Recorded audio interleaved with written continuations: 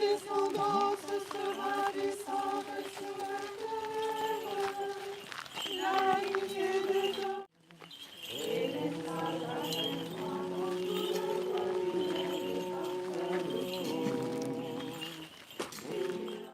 sentiront ses voix la présence réelle de l'être sans nom. Et laisse après toi dans tout le bois juel le parfum de ton nom. Et tu tiens et vois les fidèles en celtique qui te crient en ces lieux. Chantant réjouis-toi qui recherche le ciel et oublie la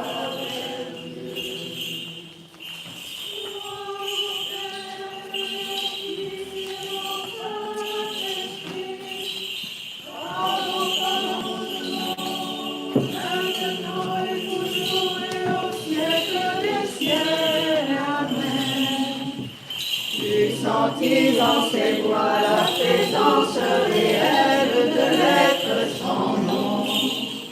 Et laisse après toi dans tout le bois juel le parfum de ton nom.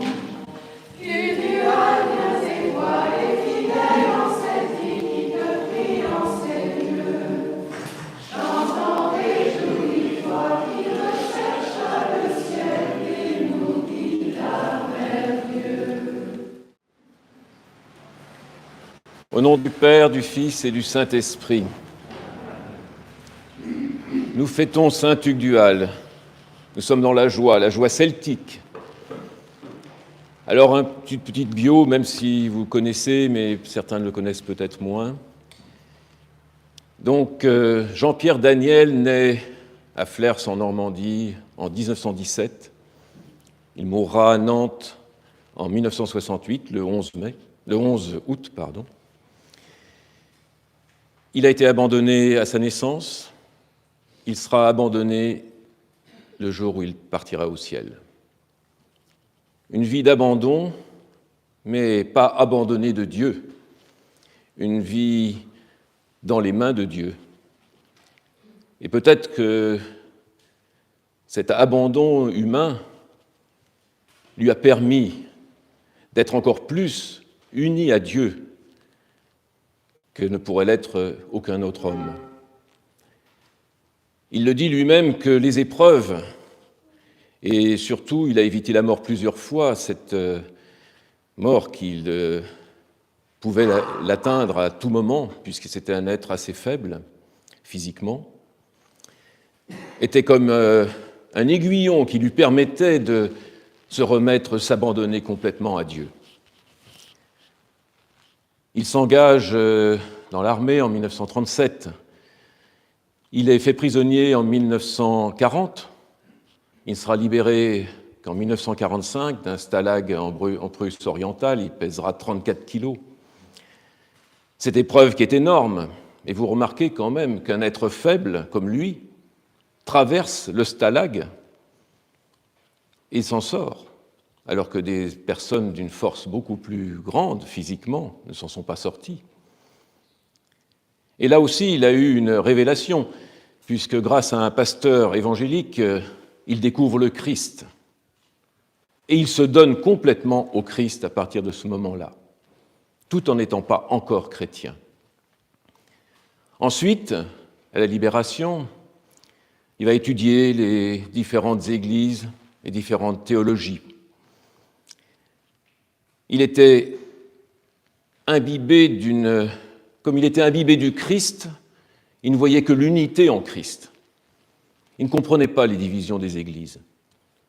Les divisions qui non pas les divisions au niveau du dogme, qui est le même au moins dans les dogmes des 3 premiers conciles, partagés par tous les chrétiens, mais il ne comprenait pas ces amoncellements de règles, de canons, sur lesquels s'accrochaient les clergés, les différentes assemblées de fidèles, au détriment de la vie en Christ, de la foi en Christ. Finalement, il se fait baptiser à Saint-Irénée, dans l'église orthodoxe, les Coffes à l'époque qui dépendait du patriarcat de Moscou. Puis il fait ses vœux monastiques dans la même année, en 1949, baptisé et vœux monastiques. Et puis en 1951, comme il dit, le sacerdoce royal, le sacerdoce qui illumine, il est devenu prêtre. Et à Nantes, et il va entrer dans l'Église orthodoxe celtique avec un appel de Dieu pour relancer cette Église, en particulier en Bretagne. Et il va ensuite avoir l'épiscopat. Et à ce moment-là, on lui offre ce terrain suite à une guérison miraculeuse qu'il a faite à une personne, puisqu'il avait visiblement, il était un thaumaturge qui a attiré beaucoup de monde ici en ce lieu. Il est un ermite, il souhaite être un ermite, mais en même temps, il est évêque, en même temps, il dirige une communauté, et en même temps, c'est un mystique. Et pourquoi l'Église orthodoxe celtique ? Parce qu'il considérait que c'était une Église qui n'ayant pas subi, disons, les dictats des empires romains, empires orientaux, était restée simple dans la foi, avec la foi des premiers siècles. Vous savez, des monastères autour d'un abbé et un peuple rural autour de ces monastères et cet évêque, qui est l'abbé en général, et qui ne font que bénir toute la journée leur travail quotidien. Donc un christianisme qui revient à la simplicité de l'Évangile, parce qu'il le dit lui-même, c'est l'Évangile que nous devons porter en nous et nous faire entrer dans la similitude avec le Christ et donc avec Dieu. C'est un être radical, faible dans son corps, radical dans son esprit. Il veut être tout en Christ, il veut le Christ totalement, et il attend cet engagement vers le Christ de tout son clergé et de tous ses fidèles. Radicalité, en fait, il faut le prendre dans le sens réponse de l'homme à l'amour de Dieu, au don de Dieu. S'il y a une radicalité de l'amour de Dieu, il y a une radicalité de la réponse de l'homme à Dieu, ou il devrait y avoir une radicalité de la réponse de l'homme à Dieu. Et il y a des mots-clés qu'il a, j'ai repéré, donc j'ai relu les extraits de ces écrits que vous trouvez dans la librairie, et j'ai vu que, vous voyez les mots-clés, par exemple, l'absolu de Dieu. Il ne parle que l'absolu de Dieu. Alors, qu'est-ce que c'est l'absolu de Dieu ? C'est Dieu lui-même. Mais il dit aussi, c'est la joie en Dieu. Il dit aussi, c'est ce qui est en nous immuable, qui est source de vie, source d'amour. L'absolu, c'est le contraire du relatif. Il appelle ça les relativités. Les relatifs, c'est le monde qui passe. Ça a une importance. Mais dans l'échelle des valeurs, c'est l'absolu qui est premier. Les relativités ne sont que secondaires et éventuellement des aides sur Terre pour aller vers l'absolu. Le christianisme celtique, pour lui, est l'absolu. La Celtie spirituelle, qui est la Jérusalem spirituelle, notre Jérusalem, c'est l'absolu de Dieu. L'absolu. Il dit aussi le substantiel, ce qui est substantiel par rapport à ce qui est relatif. Et puis, il nous donne des conseils. Alors ces conseils ne s'adressent pas à tout le monde. Si on n'a pas on n'a pas fait la rencontre du Christ, on n'a pas reçu Dieu, c'est difficile de lire Saint Hugues Duhal, de le comprendre. Il le dit lui-même. Il y a au départ une blessure d'amour. Il y a un désir fou de Dieu. En général, c'est ce qui correspond à notre propre conversion ou reconversion. une rencontre. Et ce qu'il veut, c'est que cette rencontre, la ferveur de cette rencontre que nous ressentons au moment de cette rencontre, nous la conservions. Et pour la conserver et pour l'approfondir, il faut aller plus loin. Le but pour lui, c'est que nous ressemblions au Christ. Il appelle ça la sainte identification au Christ. Il dit, nous sommes des Christ qui devons avoir le Christ dans notre cœur, dans son prolongement. Il nous parle de christoforme. Nous devons devenir des Christ, avoir le Christ en nous, vivre du Christ, par le Christ, avoir un maître intérieur qui est le Christ, qui nous permet de faire des œuvres bonnes, par lui, en lui, pour lui, avec lui, dit-il. Mais si on connaît le but, comment y aller ? Comment ? Bien, en donnant tout à Dieu. Comment ? Il dit, en jetant notre encre en Dieu, l'encre de notre vie en Dieu, en mêlant notre vie dans la vie d'amour qui est Dieu, nous dit-il. Nous accrochons notre vie en Dieu, c'est déjà le comment pour pouvoir aller vers Dieu. Nous devons être blessés d'amour et cultiver cette blessure d'amour. Et pour cela, il faut s'abandonner à Dieu. Et pour s'abandonner à Dieu, eh bien, ça ne se fait pas sans effort. Il faut faire des efforts pour aller vers Dieu, en fait, pour laisser Dieu nous transformer, nous sanctifier. Il faut briser cette nature qu'il appelle la bourrique, saint Hugues du Hall. Il faut la briser comment ? Alors il donne des conseils. Il en donne un qui est évident pour un moine, mais qui devrait être évident pour tout chrétien. Il dit qu'il faut prendre l'habitude de prier. Il faut avoir des habitudes. Il faut avoir des règles de vie, des règles de prière, des heures fixes où on prie. Il appelle cela le squelette. C'est vrai. Il y a un squelette de notre corps, notre chair peut tenir parce qu'elle est sur un squelette. Eh bien, notre spiritualité ne peut tenir que si elle est sur le squelette des règles de notre vie et des règles de prière. Puis il ajoute, il faut avoir la conscience permanente de la mort. Alors lui, il l'avait. Mais c'est vrai que si vous réfléchissez bien et que vous pensez à la mort, ça nous ramène quand même au minimum à un questionnement sur l'après. Il dit aussi vigilance. Soyez attentifs à tout ce qui se passe dans votre nature pour ne pas aller à la nonchalance, pour garder cette ferveur. Vigilance. Il donne d'autres conseils.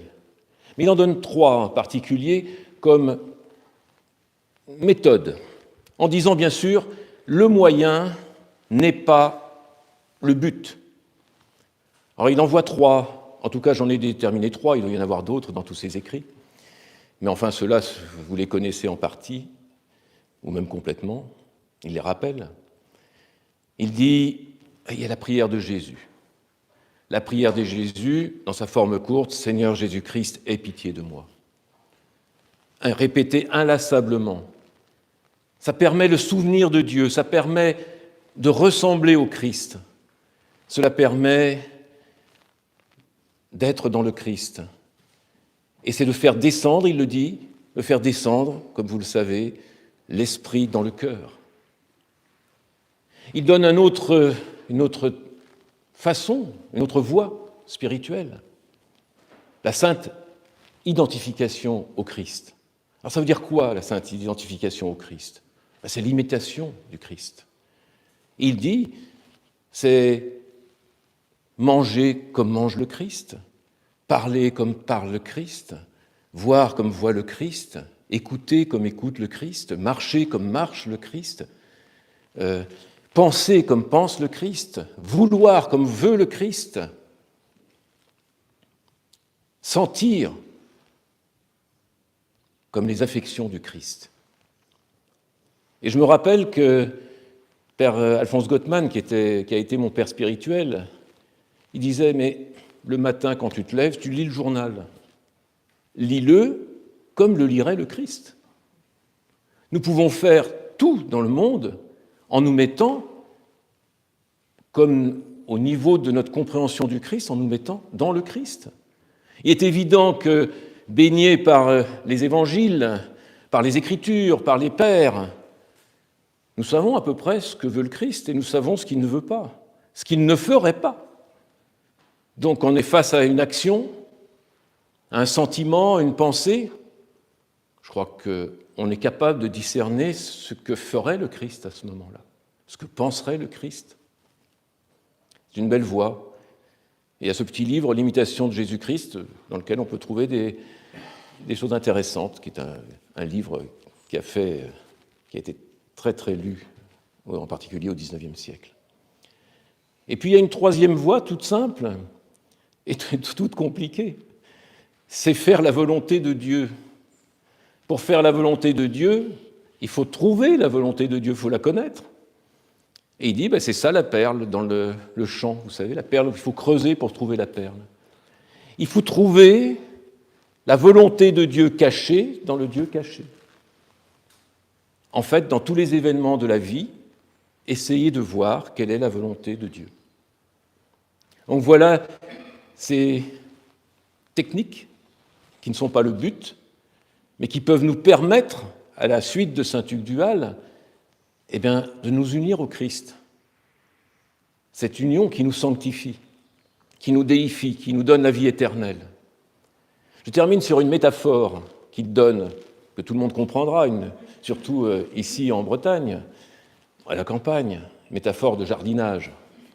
Il dit une plante, pour bien pousser, pour donner du fruit, il faut qu'elle soit dans la bonne terre, il faut qu'elle ait du fumier, et puis il faut qu'elle ait de l'air, il faut qu'elle ait de l'eau, il faut qu'elle ait du soleil. La bonne terre, c'est notre désir de faire la volonté de Dieu. Le fumier, ce sont tous nos manquements, nos vices, nos péchés. Nous les mettons dans cette terre, dans ce fumier du désir. L'air, c'est la prière.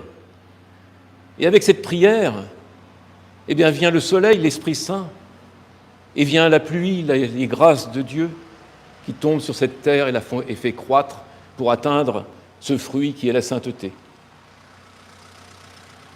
Je termine avec un message que nous avons reçu de Charlotte Mackenzie, que vous connaissez peut-être, que vous connaissez certainement, qui est fidèle de la paroisse écossaise et iconographe. Elle est en train de travailler sur l'icône de Saint Hugues Duhal.